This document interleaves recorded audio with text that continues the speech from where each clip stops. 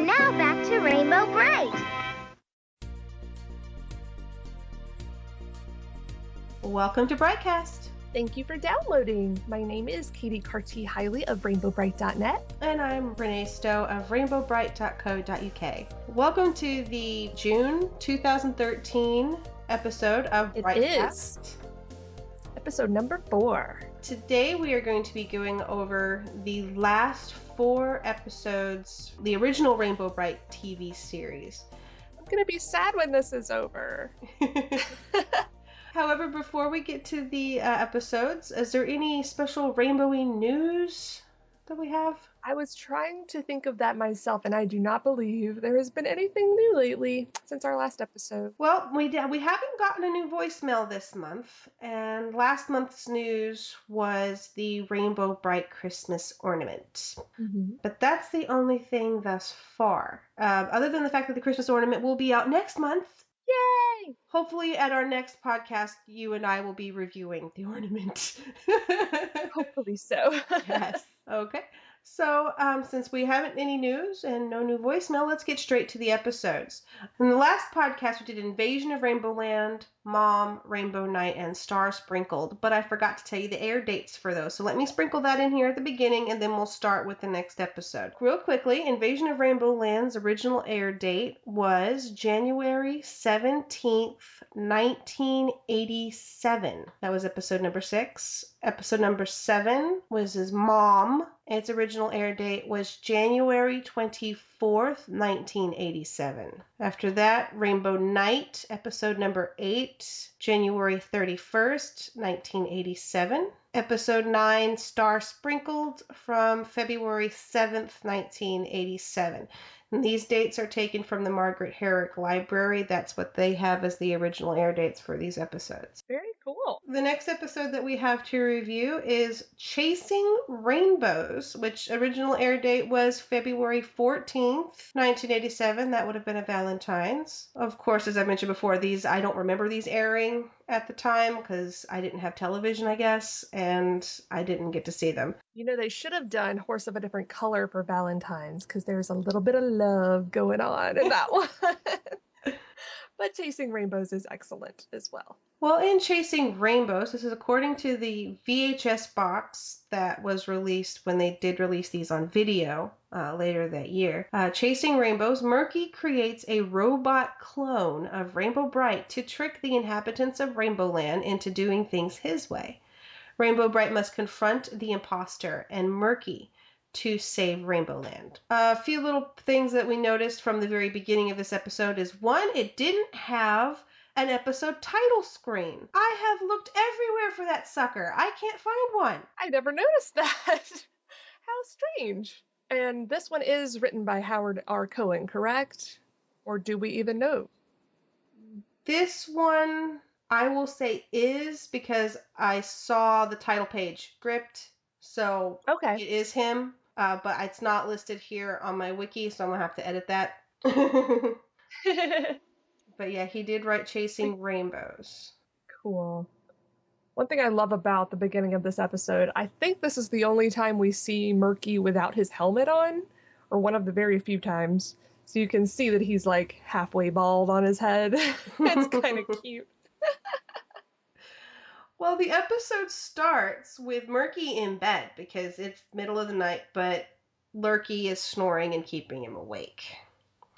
So in the middle of the night, he has a bookcase fall on his head from Lurky's rampant snoring, and he finds a book. Now, inside the book, we don't get to actually see what it reads because I guess it's in their own language because it just looked like a whole bunch of marks on a page. There wasn't actually any text there.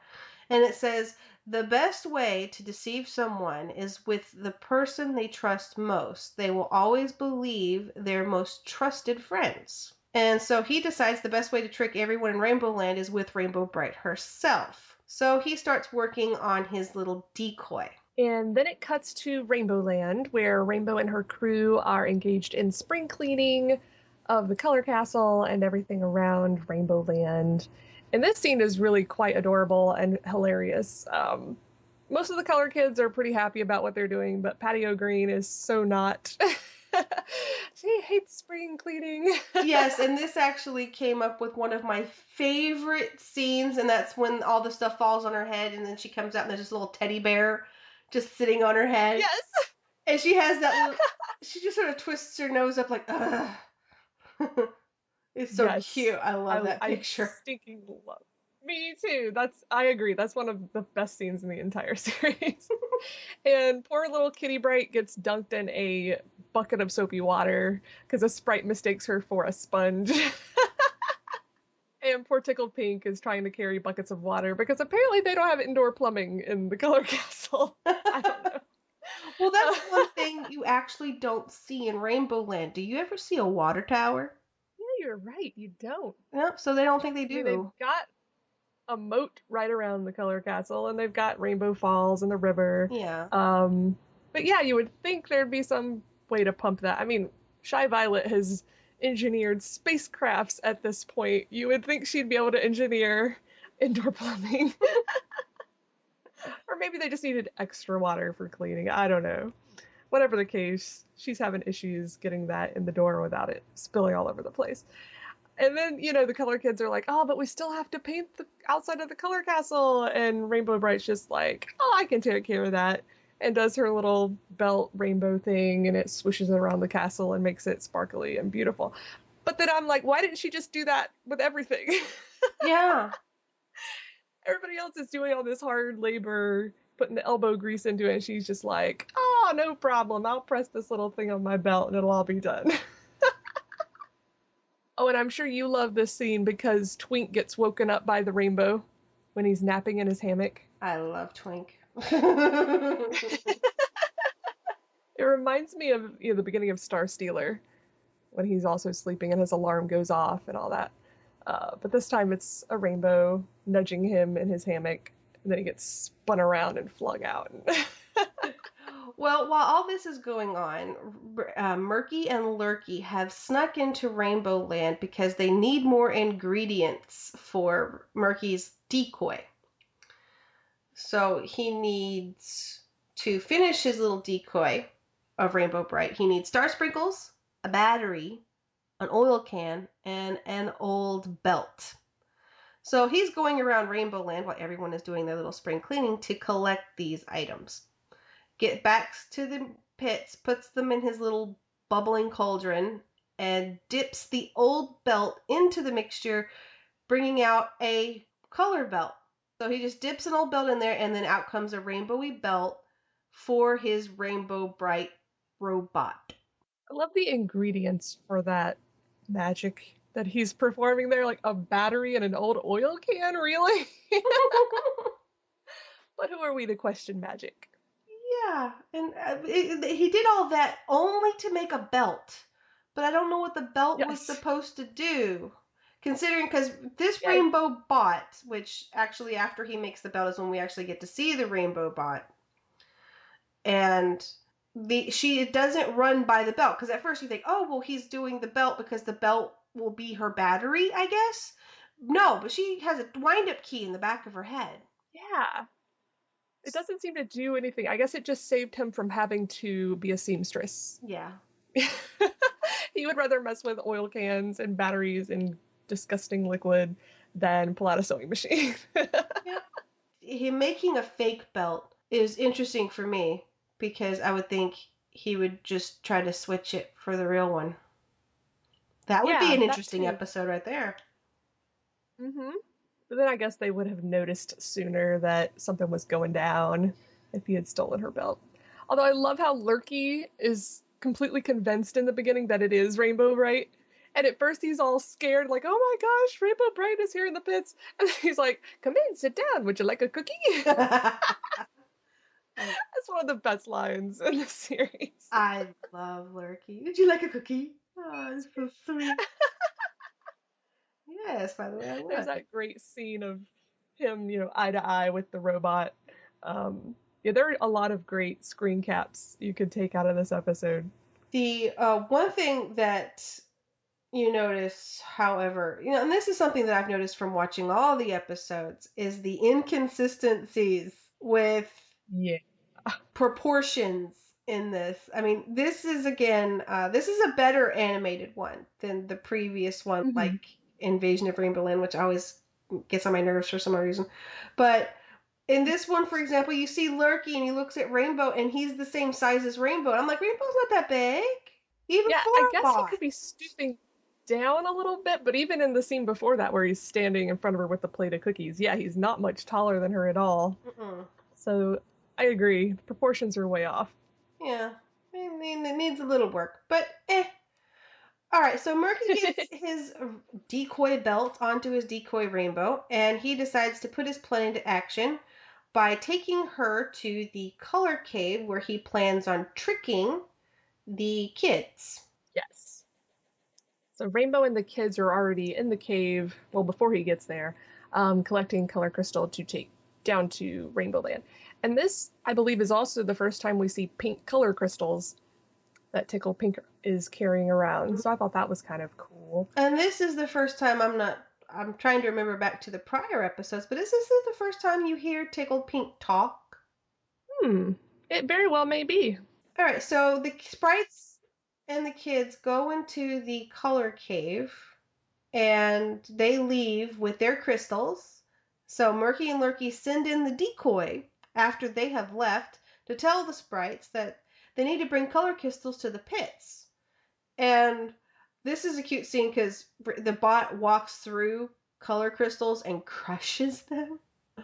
And then he starts to pick on her weight. I'm like, ah. Yes.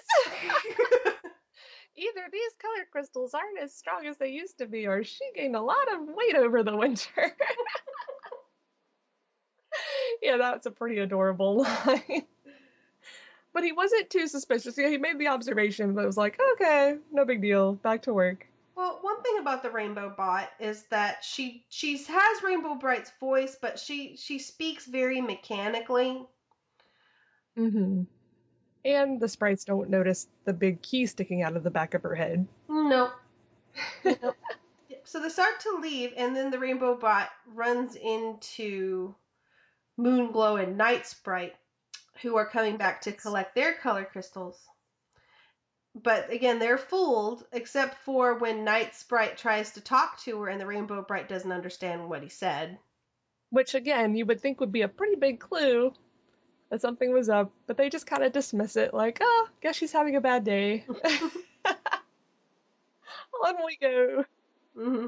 Well, this is even more suspicious. As they are talking to the Rainbow Bot, it winds down and can't speak anymore. So Murky gets out his little intercom and starts talking through the I'm fine.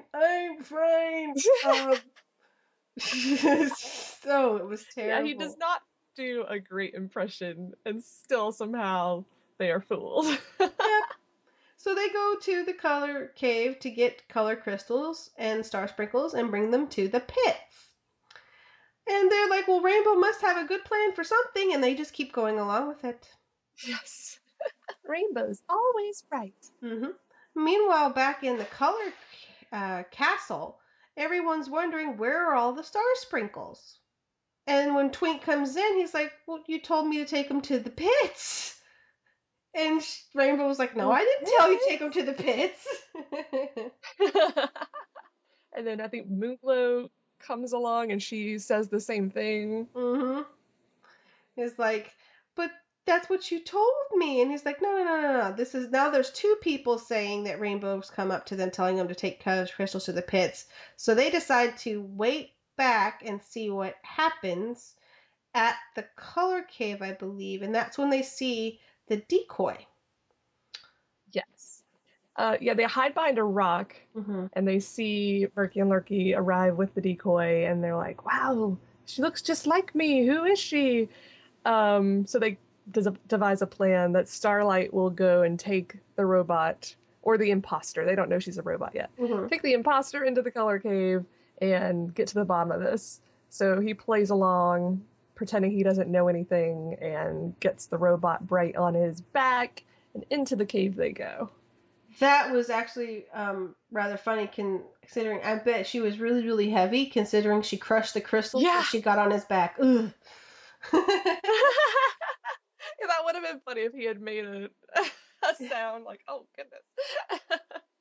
Now, in the early days of the internet, when we were all trying to get Rainbow Brite on disc, for at least for ourselves, Sunspire was trying to make a DVD set for friends using the Rainbow Brite videos, but he noticed when doing this episode there was inconsistency. So if you have the original VHS of Chasing Rainbows and then you look at the international version, the one from Britain, Germany, whatever, there's an extra scene that isn't in it where Murky throws a rock at the back of Rainbow Brite's head. What? Mm-hmm. The Rainbow Bot stops and suddenly gets sluggish because it doesn't really work as smoothly. So he takes a rock and he throws it at the back of the Rainbow Bot's head, making the key go. Well, in the American version, they cut that scene. And it shows her getting sluggish, and then she starts to work again, but doesn't show Murky picking up a rock and throwing it at her. That's hilarious. I really want to watch that now. Sunspire caught it because the language track wasn't syncing up right because they cut the scene. How funny. Here it was, we were thinking that, oh, the American ones are the only ones that are complete. No. Nope. Yeah, there's an extra That's a scene really with a cool rock. tidbit. Nice. Is it on any of the YouTube videos? Do you know? The ones on YouTube, I think, are the ones that I've seen are the American version where it's cut. Okay. Wow.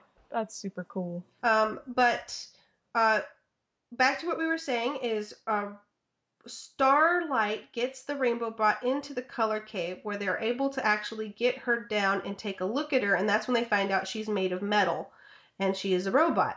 And so they decide, well, they want to trick Murky. He thinks that there's a double, so Rainbow Brite goes out and pretends to be the Rainbow Bot and tricks him. When he goes to put the key or wind the key and he can't find it and he jumps on her head, which I thought was hilarious. Yes. Oh, that's right. He jumps on her head and then figures out she's not robotic and starts kind of waddling around like a robotic duck for a second. And then she's all, "You're the only one getting wound up, Murky Dismal." And then shoots him with a rainbow. I did like that prior to this, that Starlite, when they were in the cave and realized that she is a robot, was like, this is the only thing Murky ever built that worked. Yes. Because it did. And it did for a good while. It actually did. And I also like Starlight's line of, "You have to get up pretty early in the morning to fool the most magnificent horse in the universe." Pretty cute. I'm sorry, that brings up Invasion of Rainbow Land when Murky walked in the stupid Color Kid outfit and he looked so stupid. Get up pretty early, right? Well, let's rewind 4 episodes, dude. That sounds like something that would be like an Arrested Development. They do like a flashback.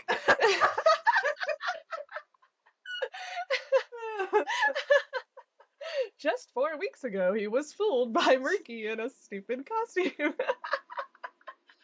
Oh, God. Anyway, Rainbow Brite catches Murky in his trap and presses her belt and sends a rainbow chasing Murky and Lurky away. They climb in the grunge buggy and go back to the pits. Everyone returns to Rainbow Land, and Twink asks how they can tell if she is real, and so she makes a real rainbow, which is something the old rainbow couldn't do. Yes. And you see Stormy underneath the rainbow kind of waving, or I don't know if she's waving, but it's just a cool shot of her under the rainbow. And then I love the very ending shot where Rainbow and Starlight are flying away, and you see that profile shot of Rainbow. Mm-hmm. And I think was that in another episode as well, or is this the only time they did that? I think it may have been reminiscent. However, in these later episodes, they really reused a lot of stock footage where it was the same sequence and they just like reanimated it a little differently, changed sprites. So they may have done this scene before, but I don't remember right offhand. Okay. It's just a super cute shot. I would love an animation cell of that scene. It's really cute. Now, in this episode, I actually did enjoy this episode. I thought that it was fun. Even with all... even with all of the little inconsistencies, it was a cute episode. Mm-hmm. I did like the fact that, for example, you saw Stormy and Sky Dancer at the end of it. Was a little disappointed because I did, when looking through this episode, realize that you did not see Lala or Shy Violet at all. And Wow, that's surprising. I thought this would have been a great Shy Violet episode. Yeah, you're right. No, I like this could be a new ending. She reprograms the robot to go back to the pits and destroy it. She would never do something that mean, but it would have been deserved. Or she could program a Murky bot and have him wreak havoc. So many ways that could be used. So what did you think of this episode? I like this one a lot, actually. I actually took the time finally to go through and do my top 13 list. Yay! Which I will reveal at the end of the episode, but this one ranks in the high middle, we'll say. Yeah, it's definitely one of my... I definitely enjoy it a lot. And this is one episode I also have a transcript for that Chibi Raichi did a few years back. So if anybody wants to read the script, you can do that on rainbowbrite.net for Chasing Rainbows. Okay. All right. The next episode that we have on our list is Murky's Comet. Murky's Comet was released February 21st of 1987. It was actually one of the few episodes which was not written by Howard R. Cohen. I noticed that the last time I was watching. It was like Felicia, I don't know how to pronounce her last name, Maliani, maybe? Perhaps. But I was very like, whoa, it's somebody different. That's awesome. And I think she did a good job. Yes. In Howard R. Cohen's notes, the plot was one that was pitched by him, but he did not write the script. Okay, gotcha. So it may have differed. Either way, there was an idea about some sort of a comet. Oh, no. It was the earlier notes. It was not, it wasn't done by magic. It was just a comet that was heading towards Rainbow Land. Okay. Anyway, Felicia apparently got the notes and did her own version with Murky's Comet, and it is a very interesting plot. According to the VHS box, it says, Murky's Comet threatens to destroy Rainbow Land. Murky strikes a bargain with a sorcerer to create a comet to destroy Rainbow Land. But his plans go awry, and he must ask Rainbow Brite for help. That is misleading. Because he didn't ask her. He stole her belt. What are you doing? No. Okay. So in this episode, we are not dealing with the first day of spring. We are dealing with the Flower Festival, which I guess is another way of saying spring, but The Sprites are all decorating these little cars in flowers, like little floats, and they're so cute. The Color Kids are practicing music, and Tickle Pink is twirling batons, and everyone's getting ready to have a big party. And Shy Violet is, of course, inventing things. Yep. Instead of participating in the parade, now we're just going to go invent this telescope. Yep. At the Color Castle, Shy Violet is showing Rainbow Brite her newest invention, which is a really nice telescope. And while she's looking through it, she sees something fly by, but by the time she looks again, it's gone. And it's like, oh, we'll worry about that later. It's time for the parade. So they get together and they're trying to figure out who's going to be the Grand Marshal for their parade. And Starlite nominates Brian, who we haven't seen for a few episodes. Yes, I was very excited about that. Yep, because Brian is the little boy from Earth who can see Rainbow Brite. He was the one from the first episode, Peril in the Pits. So Rainbow Brite decides to go and get him and bring him back for their parade. And while she's gone, havoc is wreaked, as usual. In the pits, Lurky and Murky are looking through their own little telescope at what's going on through and Rainbow Land. And while, Lurky's kind of happy to see all the pretty colors, he wants to get his spaceship back in order. Now, this spaceship is from the Rainbow Brite film, Rainbow Brite and the Star Stealer. So this is another throwback to the movie, which we haven't reviewed yet, but it's what takes place between beginning of Rainbow Land and Invasion of Rainbow Land. It was a feature film. And Murky had a spaceship that he used to go to the diamond planet Spectra. So he's trying to get his spaceship back in order. And while you look off in the distance, and again you see the little spaceship that Shy Violet kind of saw, but ignored, kind of bobbling in the back. And inside you see there is a little traveler, a little bearded man. And he is upset because he is a wizard or a sorcerer, as the box said, who is trying to get to a convention, but he's kind of lost, and his ship isn't working right. So he lands his ship in the pits, and when Murky and Lurky notice the ship, they go towards it, and all this smoke comes out, and Lurky's like thinking he's a genie in a bottle, and asks for his wishes. And the wizard was like, okay, I am Sorrel the sorcerer, the wisest of all wizards, and asks them what their wish is. Well, Murky's like, you're not a wizard, prove it. So he turns him into a toad, but he doesn't quite turn him into a toad, he turns him into a duck, which is cute, because I like Duck Murky. Duck Murky is awesome. Yeah, he really is. Still got the helmet. Too bad they couldn't fit a mustache over the duck bill, but still got the eyebrows. So. One little nice feature here is Sorrel the Sorcerer is actually voiced by the same actor that does Starlite. Oh, I was gonna ask you about that. Now that you say that, I can kind of hear it. I don't have a cast list or anything, but listening to it, it's got to be him. It's got to be him. Yeah, I think you're right. Which is Andre. I can't pronounce his last name. Can you? Not really. It's like Stojka or something. Yeah. I don't know what nationality that is. Neither do I. I know that voice actor wise, he actually did the voice of Owl in the old Winnie the Pooh TV show.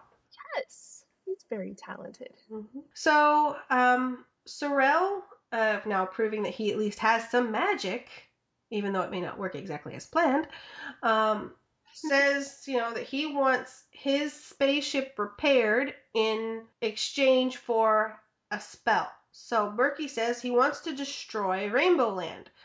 The Sorrel says that to destroy Rainbow Land, he's going to make an evil rainbow to create a comet, and that comet will destroy Rainbow Land. But to do this, he will need a cup of water from the Rainbow River, a color crystal from the Color Cave, and a patch of Sprite fur. So Murky and Lurky go into Rainbow Land to gather all these items.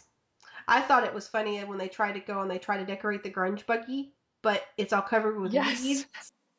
It's got like a cactus on it and some mushrooms.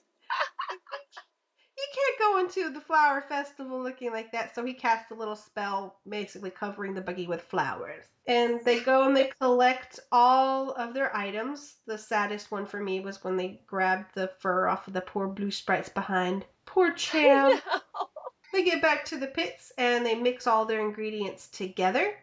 And Sorrel, and sure enough, and this was actually kind of funny. I actually thought my TV broke or something for a minute, because when the episode plays, when the spell is cast, everything suddenly goes black and white.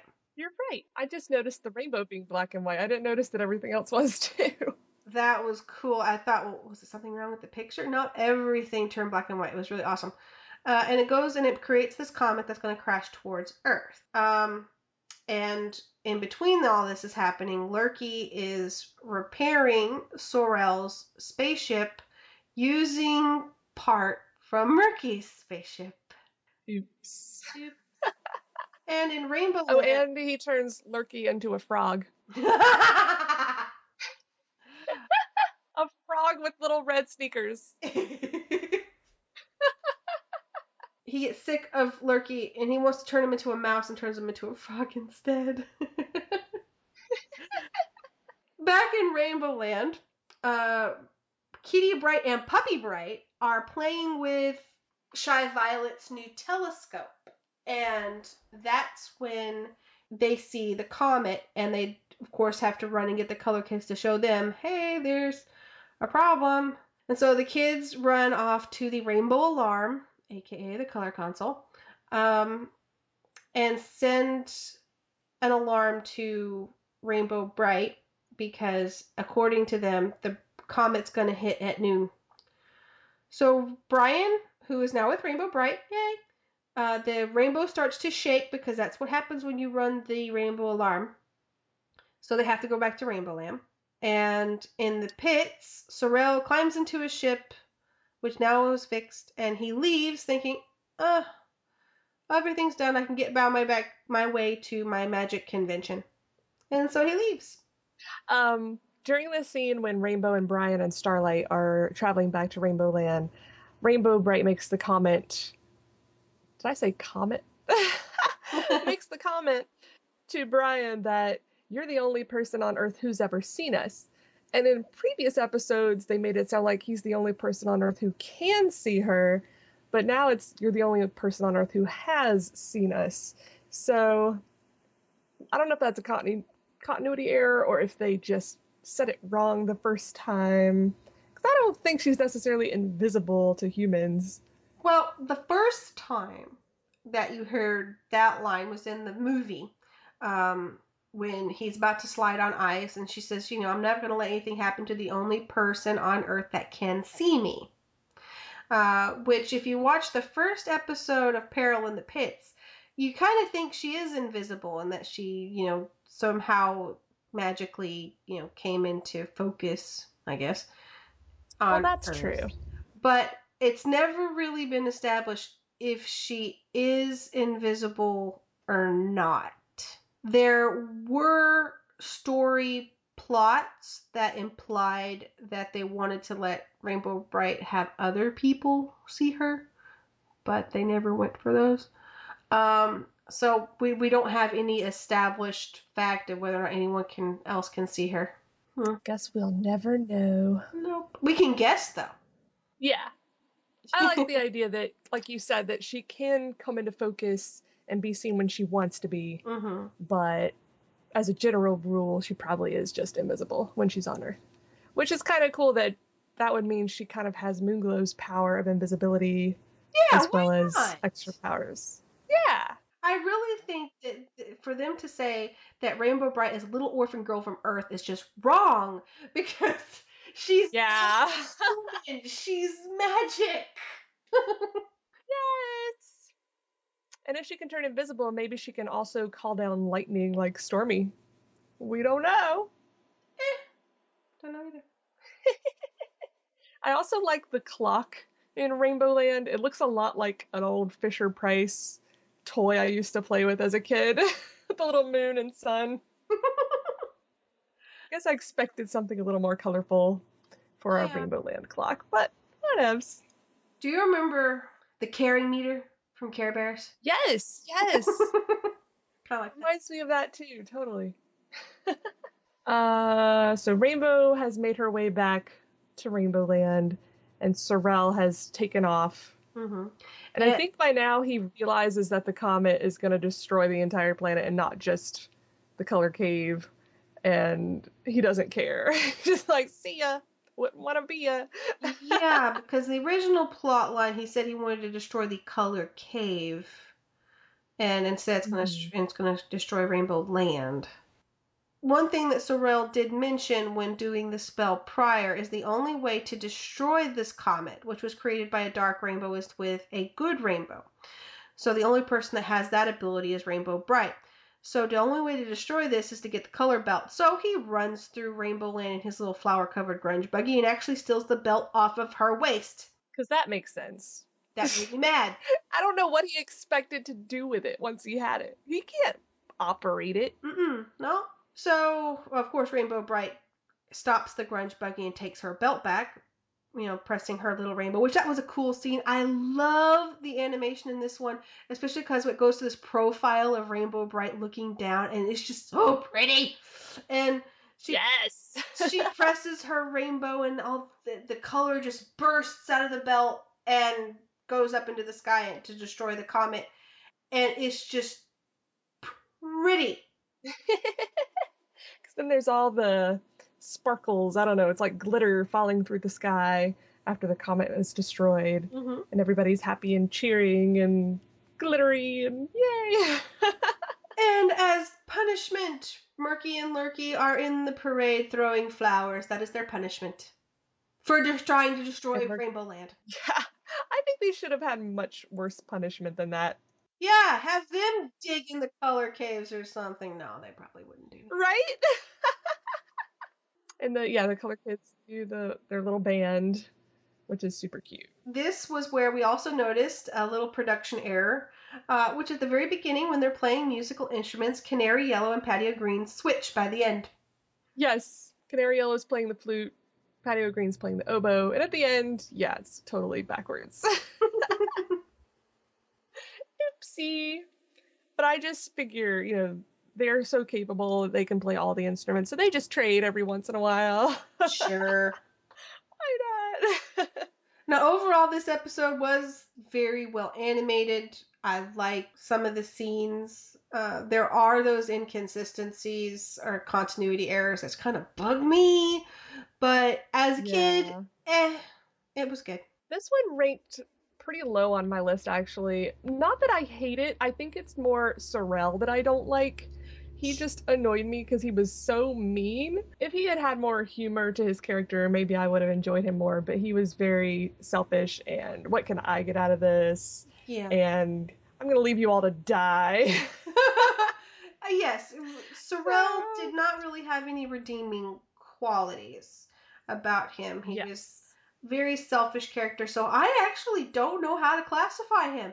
He's another Rainbow Brite character because he was in an episode, but is he still qualified as a villain? Yeah, that's a good point, because he didn't come to the planet for that purpose. It just kind of happened that way. Yeah. But I agree, the animation is fantastic in this episode, and there's some really cute things that they added in, like when Murky and Lurky are first going to Rainbow Land in the flower-covered grunge buggy.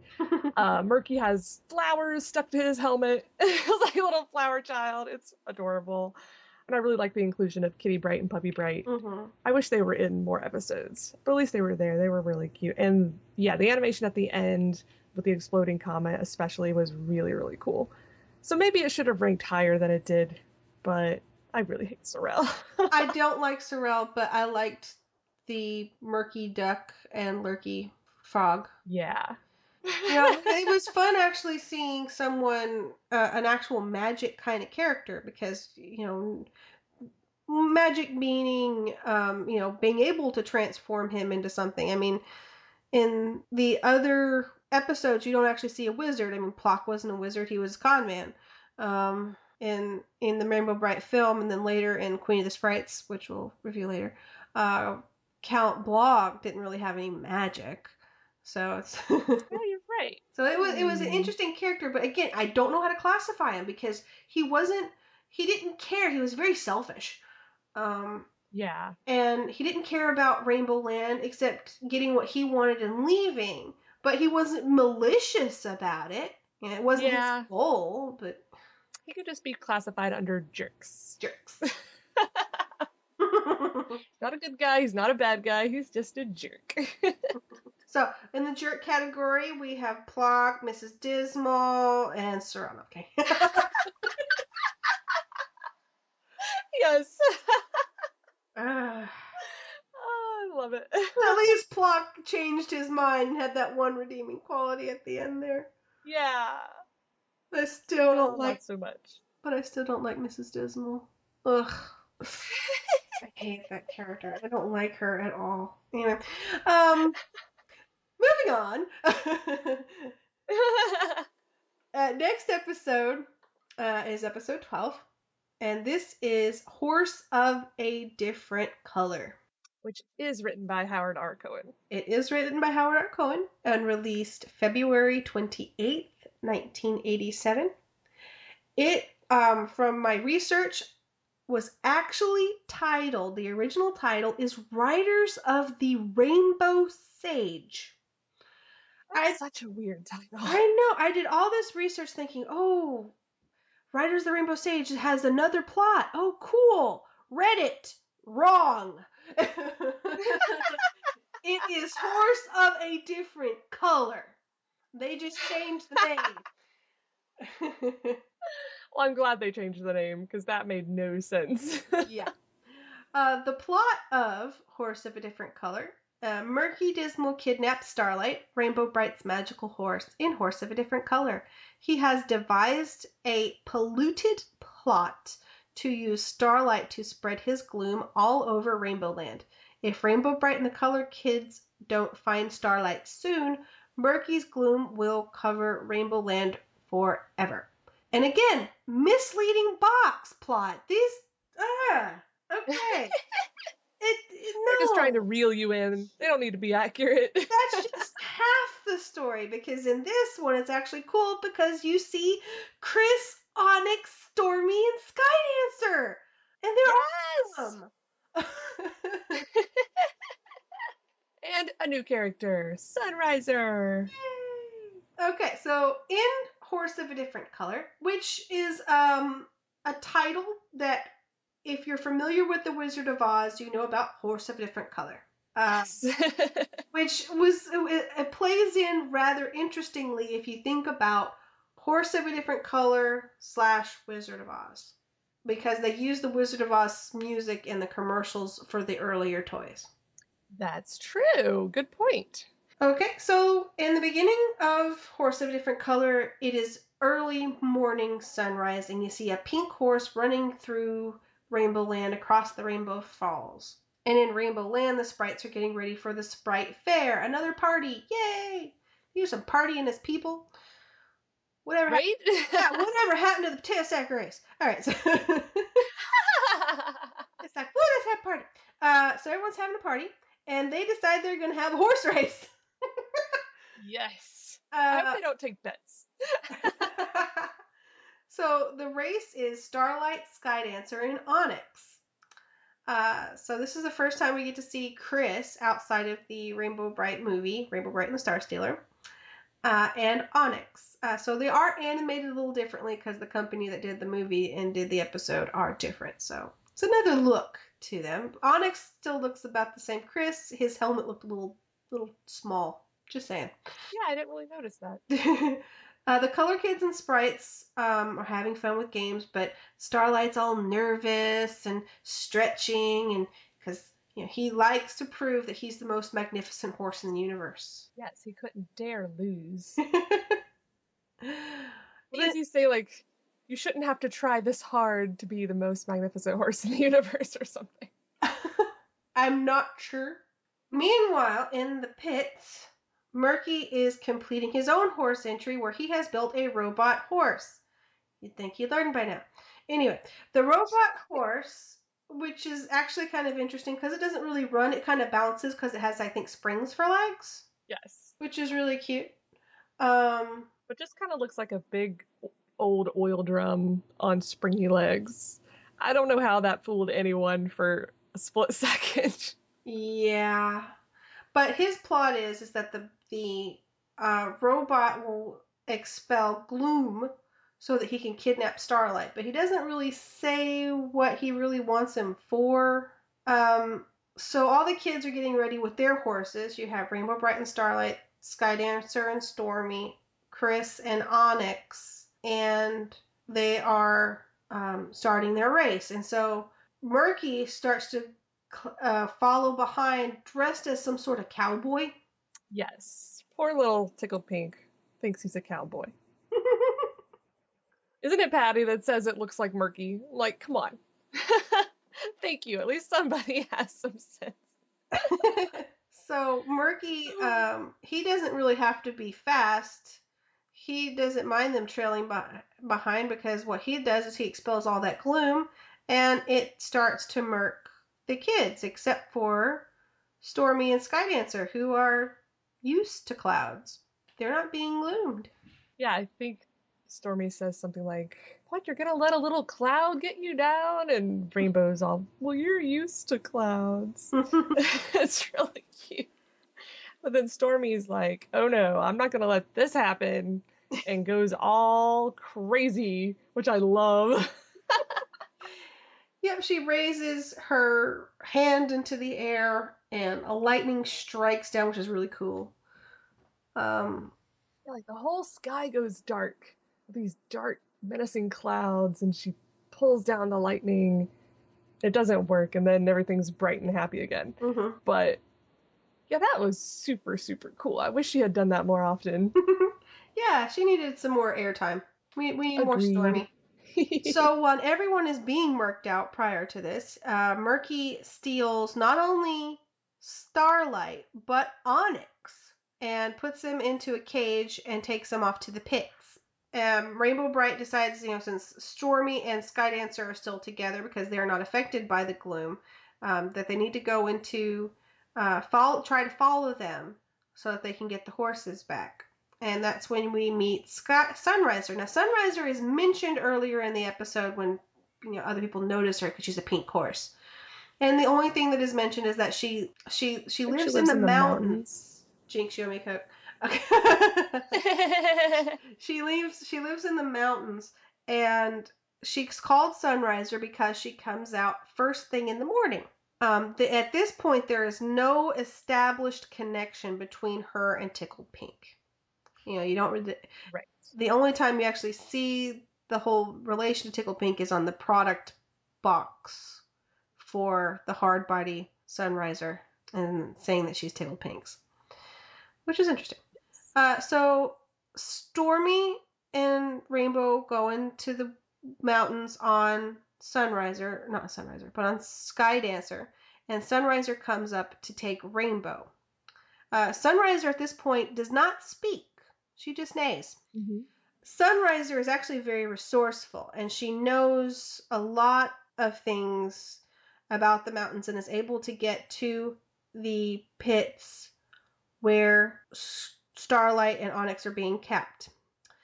And she devises a way of trickling a water trickle into the cave, which I thought was kind of neat. Yeah, that was pretty smart. Very resourceful horsey. She rained on Murky's gloom. Well, anyway, it stops the machine from working, which this whole machine, you have Starlight and Onyx hooked to a wheel, and they're just causing a fan to turn. That was the big plot line, is to make the horses turn the fan. Yeah, that wasn't thought out too well. If he can build a robot Brite, he can build a fan that works without horsepower. He probably doesn't have indoor plumbing either.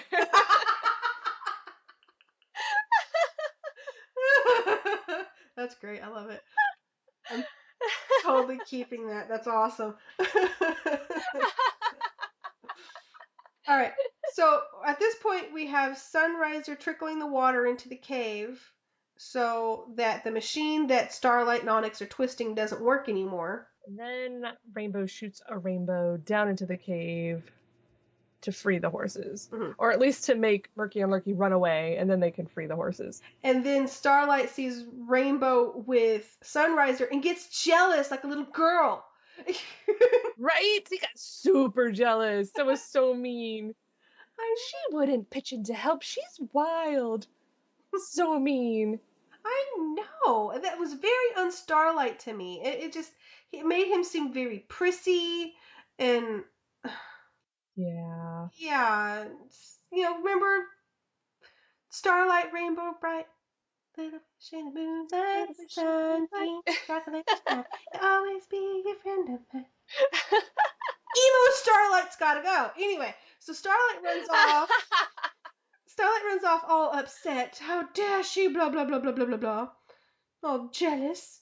And he hears that Murky and Lurky are going to, they're on their way to Rainbow Land, which has already been decked out as a carnival because of the party that everyone was having. So Starlight, since he has run back to Rainbow Land in his fit of jealousy, his jealous rage, he overhears Murky and Lurky planning to mess things up. So he decides to be the hero while everyone else is away and stop them himself. So he chases them all through the carnival, and it's so funny when they have the shot of him running full force kind of at the camera. He looks pretty intimidating. So they're like, OMG, there's a horse. He's going to trample us.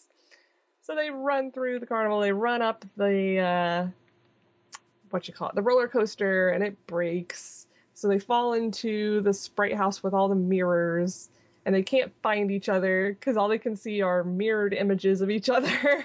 Which is actually very But cool. Starlight, yeah, that was really cool.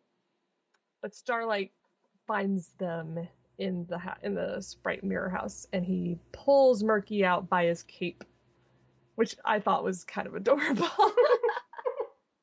Just picks him right up. And by that time, everyone has returned to Rainbow Land, and they're congratulating Starlight on saving the day. And he's like, well, of course. But then he realizes that Rainbow Brite does care about him and doesn't want to replace him with Sunriser.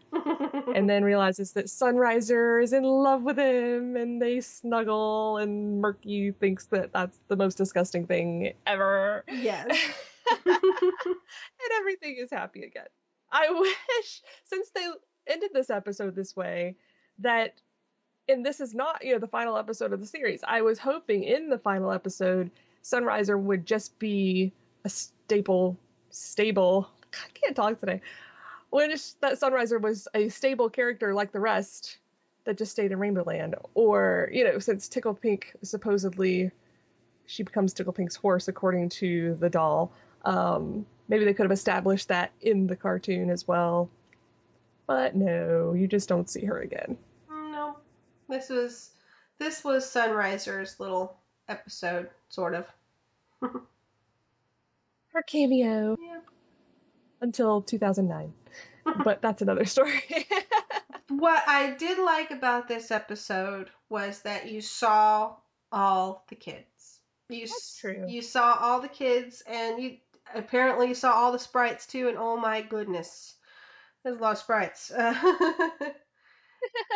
you got to see Stormy, kick a little hiney, and you got to see Chris, which you haven't seen him since the movie, and it was fun, but the overall plot to me was weak.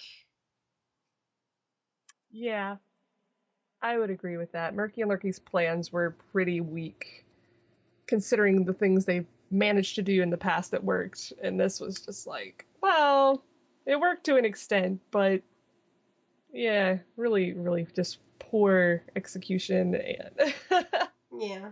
Or not even the execution was that bad, since it actually did fool them, but to bring them back just to run a fan, come on. Yeah. Lame. And I love, I think it's when they do get murked out by the gloom on the horse race track, that Onyx starts just spitting out gibberish, like it affects his circuitry.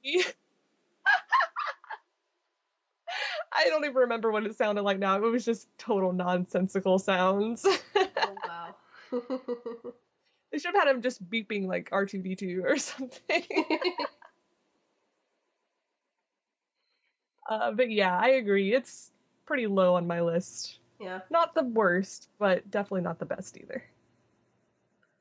Well, the next episode that we have was the final episode, episode 13, Queen of the Sprites. It was written by Howard R. Cohen and was aired March 7th, 1987. According to the box for the VHS tape, it says an evil princess lands in Rainbow Land and pretends to be the Queen of the Sprites. Rainbow Brite's arch enemy forces the Color Kids to stop mining for color crystals and mine for diamonds to restore her evil power. Unless Rainbow Brite can stop her before her power returns, all the color in Rainbow Land will disappear, and the evil princess will reign. This is a fun episode because this brings the evil princess from the Rainbow Brite film, who, I don't know about you, but at the end of Rainbow Brite and the Star Stealer, I thought that she died. Me too. That was a pretty epic explosion to survive. That was... Maybe she had a shuttlecraft. An escape pod of some sort. Or she beamed out, I don't know.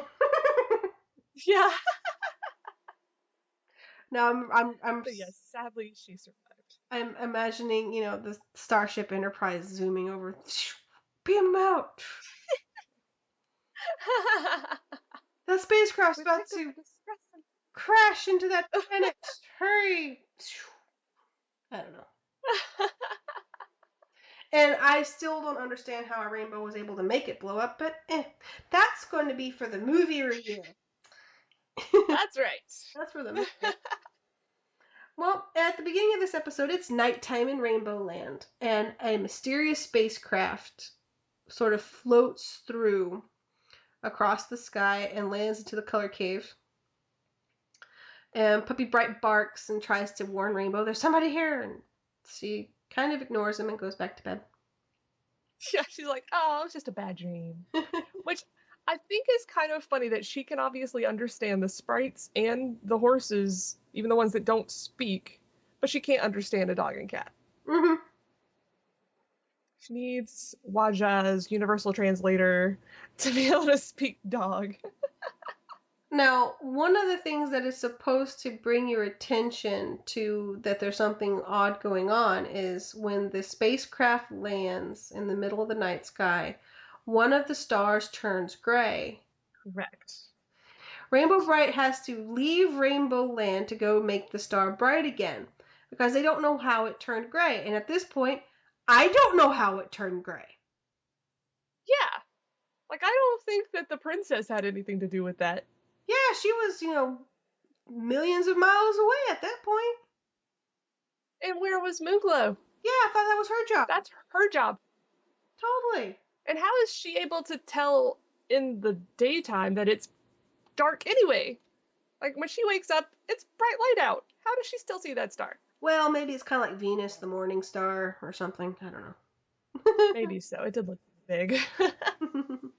And she takes all these color crystals with her to fix it. But yeah, that's one thing that they didn't really bring up in this whole episode is whatever happened to that star. Anywho, back in the color caves, Twink is getting the sprites ready, and they tell them and they need to go deeper into the color caves. And the sprites are not happy by this. They don't want to go. Yeah. So they have the sprites go deeper into the color caves where they run into the evil princess. Now, the evil princess, the dark princess, the princess, she doesn't really have a name other than the princess. She, and her highness, she has landed in Rainbow Land. The sprites don't know who she is because they weren't there in Spectra for the movie, and to see that this is the villain from the Star Stealer film. They don't know who she is. They just know that she's a lady in the back of their cave, and she's claiming she's the queen of the sprites. And they're like, what? So Count Blog, who was her advisor, is telling them that, they must do what she says and mine for diamonds, or he will turn them into frogs. So they capture a sprite, take him into the back of the cave, and he comes back with a frog. And that's supposed to be that sprite. But what you actually find out later, it's a sleight of hand. He just took the sprite back where they couldn't see him and released an actual frog. So it's like, okay, I'm going to do a magic trick. Turn around. No, I'm going to do a magic trick. Turn around. No. Poor little sprites. They're a little naive. I love them, though. Yeah. But while this is all happening, the colors of Rainbow Land are starting to fade because they don't have enough color crystals. Because Rainbow Brite took them all. And where the sprites were supposed to be making more, they are now being distracted into bringing out diamonds. So Twink goes back into the case, try to find out what's wrong. And they tell him about the princess or the queen of the sprites. He's like, what are you talking about? And so they capture him too. And I don't know, because see, again, Twink wasn't there either. So I don't know if he really knows what's going on, other than the fact that he gets kidnapped, realize that he's not being turned into a frog. But they capture Twink and they supposedly turn him into a frog too, to damage the morale of the sprites, going, you can't defeat us, blah, blah, blah. Yes. And during all this, Murky and Lurky have also noticed that the colors are fading in Rainbow Land and decide to go to the color caves to find out why. Mm-hmm. So they have to get brought into the mix. I think Murky's trying to keep a low profile and just observe, and Lurky's all like, "What's up?" Yep, because they have seen the princess before. They know who she is. And what they don't realize, or what Lurky doesn't realize, is that they didn't exactly part on good terms. For those who aren't sure what we're talking about, in the movie, the princess sends Murky and Lurky to get Rainbow Brite, and they decide to hightail it instead. You were supposed to bring me Rainbow Brite's belt. Yeah.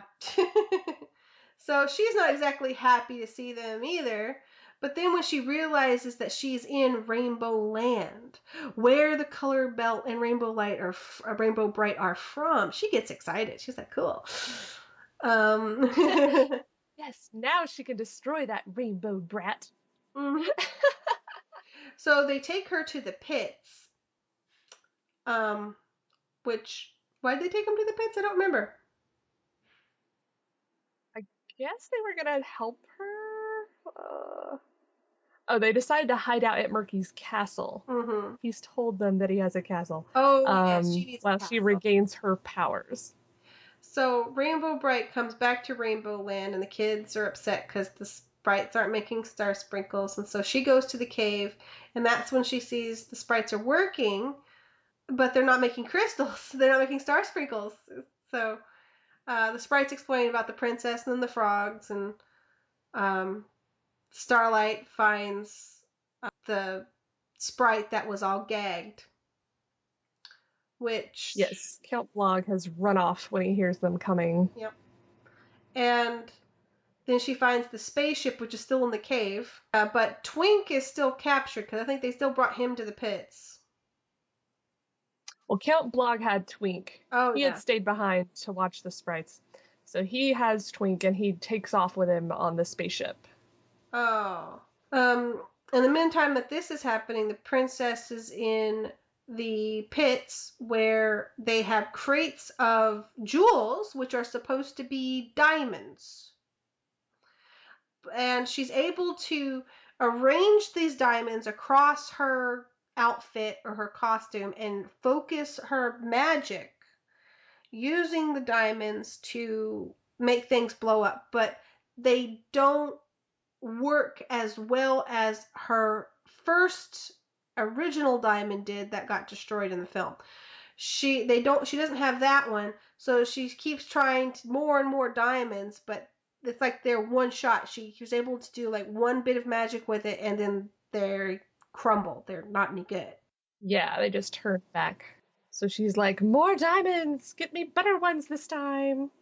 And the color kids are overhearing all this. And they bring her color crystals instead. Not star sprinkles, color crystals, which look like diamonds, only they're colorful.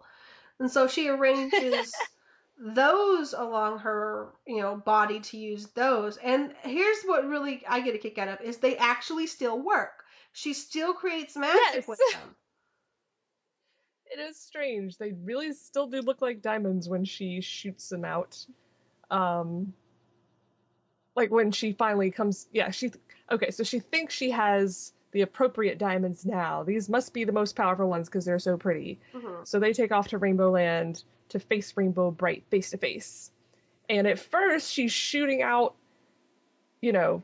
beams of light from her hands, and they are making diamonds on the ground, which I was a little confused on. I'm like, how is she able to do that with color crystal? Yeah, unless, the only thing the color crystal does is, or the crystals or the diamonds do, is to do like a prism would, which would be to focus the light and make a rainbow. In this case, focus her energy and make it like, her more powerful. And the only other difference I can think of is to have the color crystals on her and to try to fight Rainbow Brite with those. Rainbow would just use the magic of the color crystals to make herself more powerful than the princess. Yes. So Rainbow Brite wraps her up in a beautiful rainbow. Mm-hmm. And sends her... flings her... she wraps her in a rainbow, puts her on the spaceship with Blog, and flings her on top of Blog. And then they send the ship over the mountains. Now, granted, they send the ship over the mountains, but technically, aren't they really still in Rainbow Land? I don't unless know. They powered up the ship and flew off. They very well could have just set them down a few yards away. Yeah. Or a few miles. Yeah. So they leave the Sprites, like, you're our only queen, Rainbow, and they start bouncing her up in the air, and that's it. That was the final episode of Rainbow Brite. Boo. Boo. I can tell you now, this is actually the episode at the bottom of my list. I cannot stand it. And I think part of that is just because they ended the series with it. Yeah. And it's just... it didn't really introduce anything new. There were no big revelations. It was just the same old. They just happened to bring back a couple characters from the movie to carry it out. Mm-hmm. Well, also, a lot of these, if I'm not sure if you've noticed, due to the release dates, these were released in 1987, a year after the movie. Mm-hmm. So yeah, it makes you wonder, like, are kids even going to remember who these characters are? Well, this is actually to the point where these weren't TV specials like the first 5 were. The first 5 were actual little TV specials that, would air at a special time. But this was actually series formula, where they played them every week. And I guess they just didn't... Maybe were they some sort of like mid-season replacement for something? Do you ever see that? Where you have a whole series supposed to be like 24 episodes these days, and then you have, this one isn't doing good. Let's throw this other one in here for good measure. And it's only half the episodes. Is that what this was? And if so, what did it replace? I don't know. Good question. Was like, goodbye, Herself the Elf. Here comes Rainbow Brite. Oh, I don't know. I love Herself the Elf. I actually have a Herself the Elf plate. Nice. I like Herself the Elf. Even though I don't remember the TV show, I remember I had a binder with it on it, and it was cute. Anyway, sweet. That was the Rainbow Brite episodes. Yay! That's Rainbow Brite. Now, list. What is your list? I do. My list is Peril in the Pits, Rainbow Night, Invasion of Rainbow Land. I know you're screaming right now. Then The Mighty Monster Menace 1 and 2. Then Chasing Rainbows. Then Mom. Then Beginning of Rainbow Land 1 and 2. Then Horse of a Different Color. Then Murky's Comet. Star Sprinkled. And last and definitely least, Queen of the Sprites. I really thought Star Sprinkled was going to be the worst, and then I rewatched Queen, and I was like, oh no, that's it. You. I just can't believe Mom's that high on your list. I hated that episode. I have a thing for backstory. I don't know. That was the sorriest backstory I ever saw. Oh, yeah. Right, okay. So mine are kind of spread out all over the place, but Peril in the Pits still had to stay in the number 1 spot. Yeah. So their next episode of Brite Cast, we will be going over the Rainbow Brite and the Star Stealer feature film, which that was what aired between Beginning of Rainbow Land and Invasion of Rainbow Land. So we will be going over that one in our next episode. If there's any other Brite news that you would like to share with us, be sure to send us a voicemail. Or if you just have general comments about the podcast or the episodes or the movie, definitely include those as well. We would love to hear from you. The voicemail number is 702-900-STAR or 702-900-7827. Or you can use the program vocaroo.com, record your message, and email it to britecast@gmail.com. That's BRITECAST@gmail.com. Don't forget, we're also on Twitter and Facebook, and you can also catch these episodes in video form on YouTube. So make sure to subscribe there. And so that's all for this episode. Until next time. Have a rainbow day! Starlight, Rainbow Brite, little shine of moonlight, shine bright, sparkling, always be your friend of mine. Even with Starlight's gotta go. Anyway. We'll be back